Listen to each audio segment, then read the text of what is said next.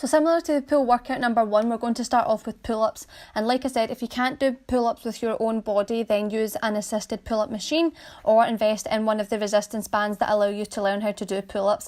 And as I said before, they are a bodyweight exercise, so just go for as many reps as you possibly can.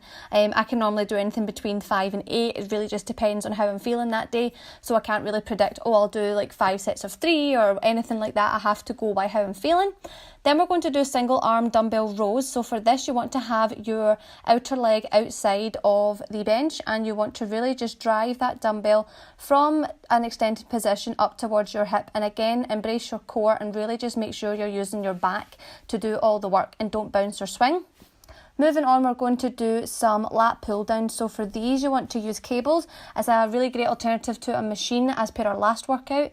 So for this, you really want to just bring the cables down towards your hips. Of course, just making sure those elbows are coming in towards the ribcage and keeping your arms out to the side. Make sure they don't come forward. That way you're making sure you're really using the back muscle to do all the work.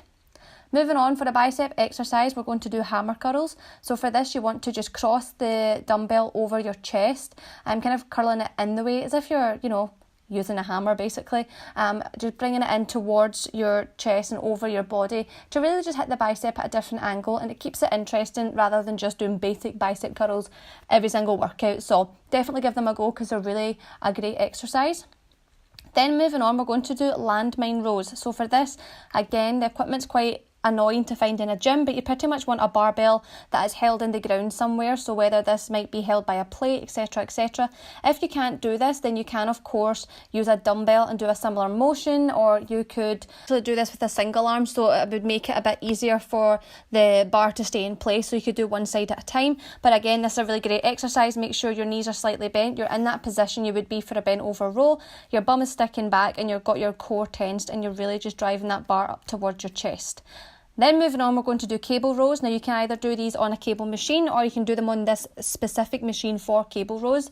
And again, do not move your body at all. Of course, there'll be a slight bit of movement, but you want to make sure that all the work is being done by your back muscles. So extending your arms out and then driving those elbows back the way. Always make sure that your elbows are pointing backwards on back exercises and not out to the side. Then for a final exercise, we're going to do incline curls. You will find you'll have to go extremely light with these. It is a very difficult exercise. You want to be on a bench in an incline position and you want to come down just a regular bicep curl, but of course you're kind of in an incline lying down position, and it makes it very, very difficult. So slightly pin your shoulders back together so you've stabilised yourself. Again, embrace your core and then just curling those dumbbells up and then extending really slowly on the way down as well.